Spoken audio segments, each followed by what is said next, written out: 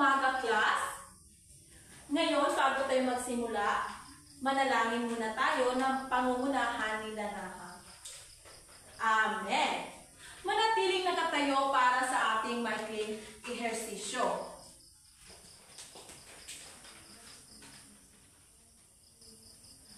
Class, sundan niyo lamang ang bawat galaw na inyong makikita sa telebisyon. Handa na ba kayong uminda? Kung gayon, atin ang sisimulan.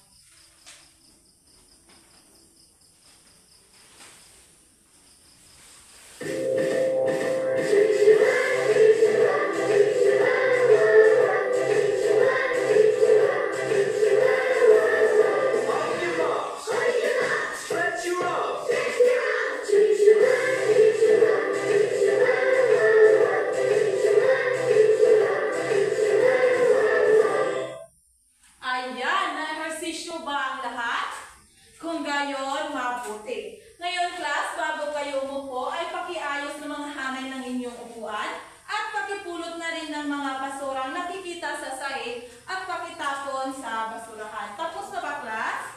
Kung gayon, maaari na kayo umupo.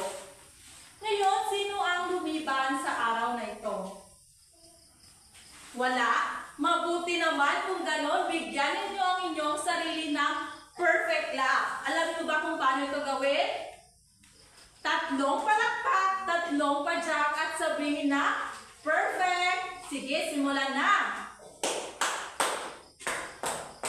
Perfect. Ayan.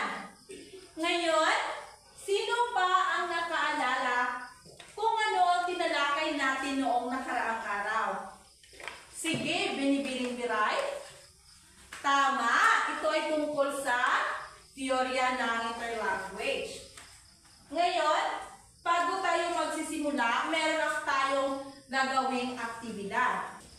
Meron ako ditong larawan at ang gagawin nyo lamang ay tingnan ng mabuti kung ano ang kahulugan na ipinahiwatig ng larawan.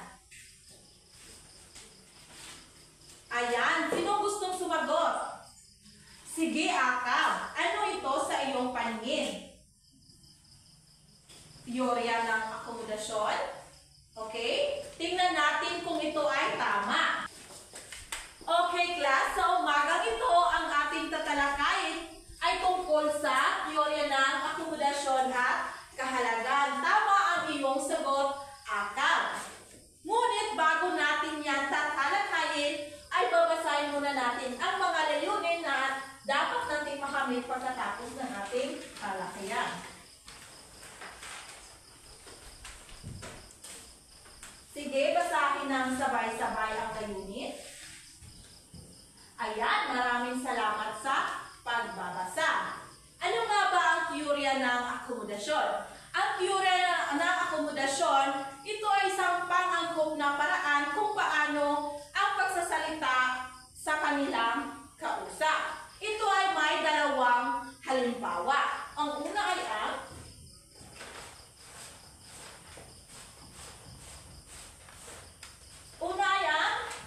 communication accommodation theory. Basahin mo, Marcosa. Ayan, salamat. Ang communication accommodation, ito ay ang pagsasalita na nakadepende sa kausap upang mapadali ang reaction. Ito ay pinakilala ni sino? Howard Giles noong 1973. At ang Communication Accommodation Theory class or CAT, ito ay may pangunahing dalawang proseso. Ito ay ang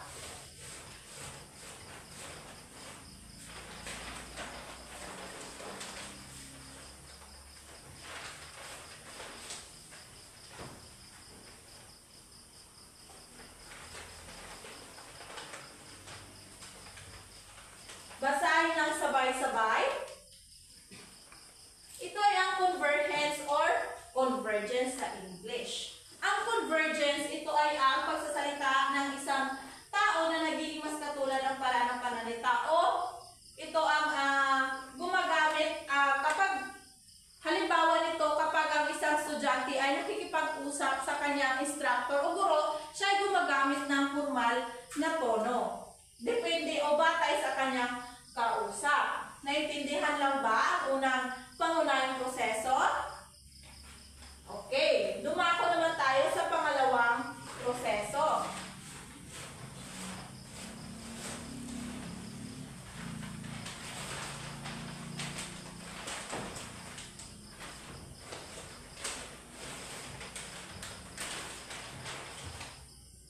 Ang pangalawang proseso naman ay ang divergence, na ito ay ang pagsasalita o sinasadya upang maging iba sa kausap. Ito ay nagpapanatili ng sariling identidad. O ito ay ang gumagamit lamang ng sariling dialekto. Naintindihan lang ba ang pangalawang pangunahing proseso ng communication accommodation theory? Mabuti naman kung ganun. Kaya dumako naman tayo sa pangalawang halimbawa ng teorya ng akomodasyon. Ito ay ang accommodation theory ni John Schumann. Basahin lang sabay-sabay. Ang accommodation theory class ay ito ay ang pagkatuto ng mga dayuhang wika o imigrante. Halimbawa nito, kapag tayo ay nakikipag-usap sa mga dayuhan, tayo ay gumagamit ng kanilang wika. Tayo gumagamit ng pangdayuhang wika. Tayo ay hindi gumagamit ng ating sariling identidad. Naintindihan lang ba ang dalawang halimbawa at dalawang pangunahing proseso? Mabuti naman kung ganon. Dumako naman tayo sa mga kahalagahan. Ang unang kahalagahan ng teorya ng akomodasyon sa wika ay ang mas epektibong komunikasyon. Basahin ng sabay-sabay. Sa pamamagitan ng convergence class, mas nagiging napahalagahan ang teorya ng akomodasyon dahil ito ang ginagamit o inaangkop nila sa kanilang pagsasalita sa kanilang kausap. Pangalawang kahalagahan naman ay ang pagbuo ng mabuting ugnayan. Basahin mo, Junel. Batay sa iyong binasa, ipaliwanag mo, ibahagi mo sa iyong classmates. O ayan, maraming salamat, Lanaha. Ngayon naman ay dumako tayo sa pangatlo, ang pagkatuto ng wika. Basahin ang sabay-sabay. Ang pagkatuto ng wika, ito ay tumutukoy sa accommodation theory na tayo ay gumagamit ng o natututo tayo sa paggamit ng pangalawang wika o wika ng dayuhan. Pang-apat, pagpapanatili ng kultural na identidad. Ito ay tumutukoy sa divergence sa pangunahing proseso ng communication accommodation theory na tayo ay bilang isang individual, tayo ay gumagamit ng ating sariling wika o identidad. Naintindihan lang ba, class? Kayo ba ay nakikinig? Mabuti naman kung ganon. Para naman sa pang-5, basahin mo Lore May. Okay, ito ay ang pagtuturo at edukasyon. Ginagamit ng mga guro ang akomodasyon sa pagtuturo upang mas mapadali o maunawaan ng mabuti ng mga estudyante ang kanilang mga aralin. Para sa pang-6 naman, sige, basahin mo Europe Chabilita. Batay sa iyong nabasa, ano ang iyong naintindihan? Okay, ayan, mabuti at iyong naintindihan ng mabuti ang iyong binasa. Ito ay ang pag-unawa sa sosyal na ugnayan.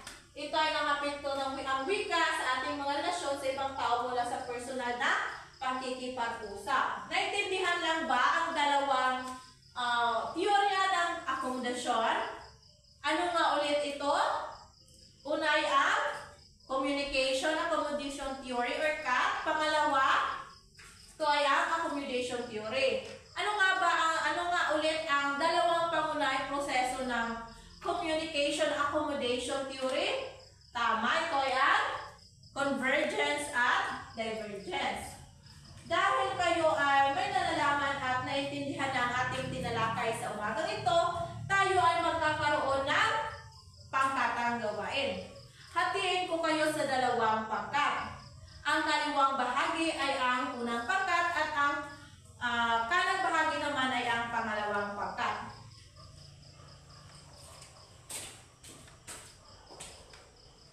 Dito meron akong dalawang kulay at pumili lamang ang unang grupo. Pangalawang grupo.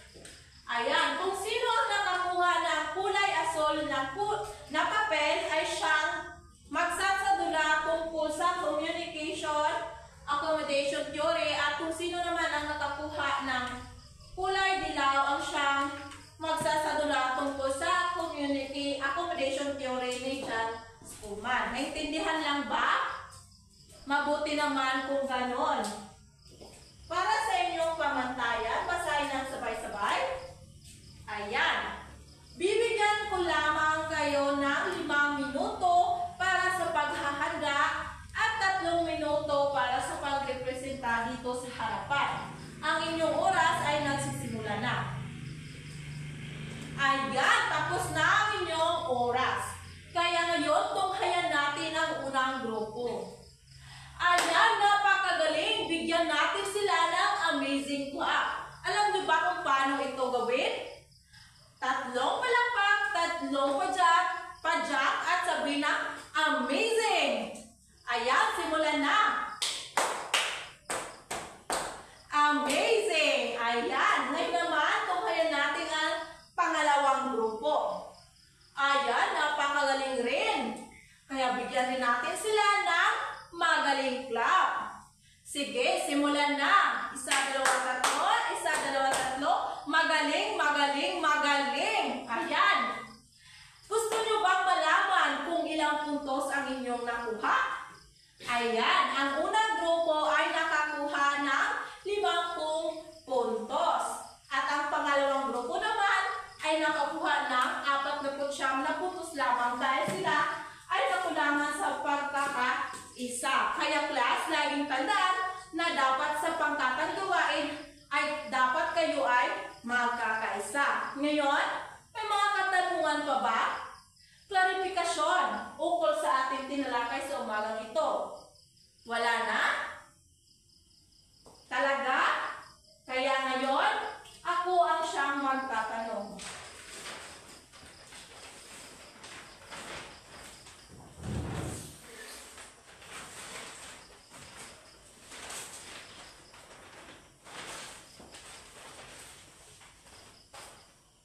Ayan. Meron ako ritong napaloob sa isang kahon ang inyong mga apelyedo at bubunot lamang ako kung sino ang siyang sasagot. Ayan, ang nabunutan ko dito una ay si Gundaw. Ang unang tanong, Gundaw, para sa iyo ay magbigay ng isang teorya ng akomodasyon. Tama.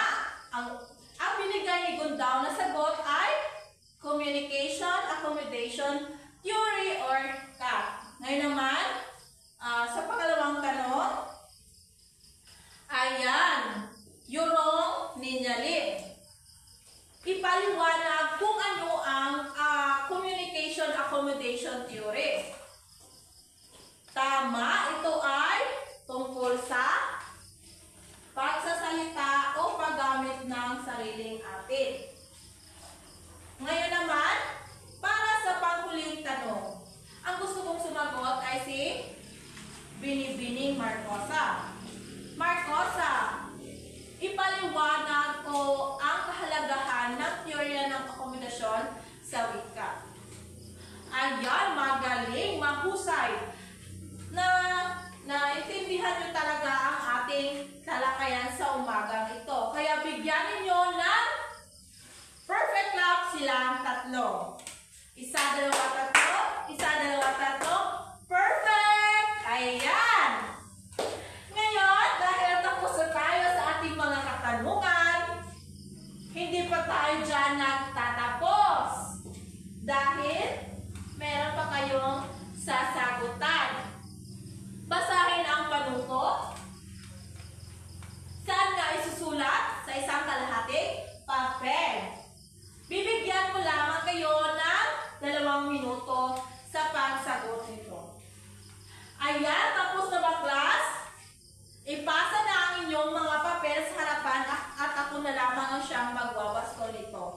ibabalik ko na lamang ito sa susunod nating pagkikita. Ayan, kunin lang inyong mga kwaderno at isulat ang inyong takdang aralin. Basahin na sabay-sabay ang takdang aralin. Ano nga ulit ang inyong gagawin ay ang magsasalisik. Kailan ito ipapasa? Sa susunod nating pagkikita. Ayan, inanyayahan ko ang lahat